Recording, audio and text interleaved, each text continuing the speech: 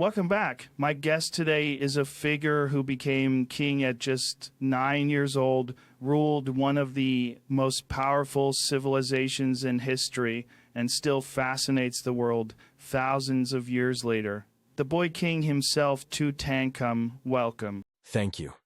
Though I must say, in my time, we didn't call it a podcast. We had walls, scrolls, and temples to spread our words. Yeah, this is like the modern pyramid for ideas except less limestone. Let's start with your story, man. You became Pharaoh as a child. What was that like? Strange. One day I was playing, the next day the weight of gods and kingdoms sat on my shoulders. I had advisors, priests, generals, all older, all guiding me. Yet even as a boy, I knew Egypt needed stability after the chaos of Akhenaten's reign. That's a huge responsibility. Most kids at 9 are worried about recess, not rebuilding empires. Perhaps. But when you wear the crown, childhood ends quickly. One big move you made was restoring Egypt's traditional religion after your father pushed the worship of Aten, the sun disk. Why was that so important? Egypt's strength was in harmony with the gods and the people's faith. My father broke that harmony. I brought back Amun, Osiris, Isis, and the temples. It was not just religion. It was the heart of Egypt's identity. That's interesting.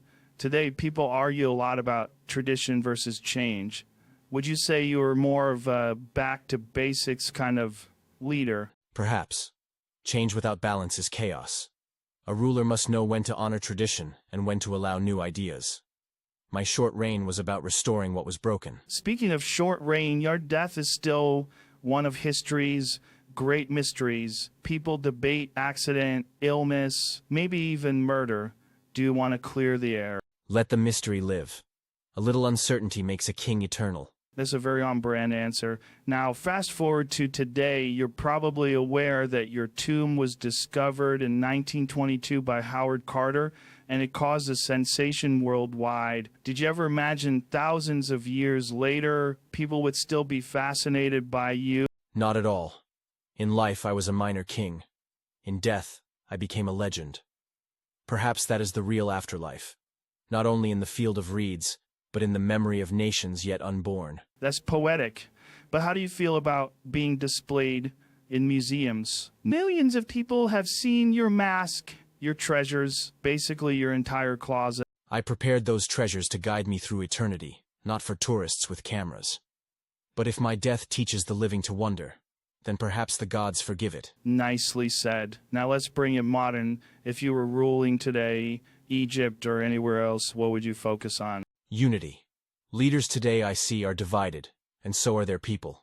Wealth flows like the Nile, but not equally. I would say, a kingdom survives not by gold alone, but by justice. And last question, you became a legend young, and you'll always be remembered as the boy king. What advice would you give young people today who feel pressure to grow up fast? Do not rush. A crown placed too soon is heavy. Learn, live, and prepare yourself. Power, fame, followers, these are fragile.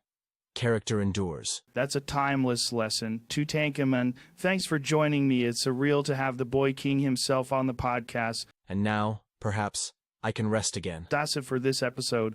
If you enjoyed this conversation with Tutankhamun, subscribe, share, and remember, sometimes even a boy can change the course of history.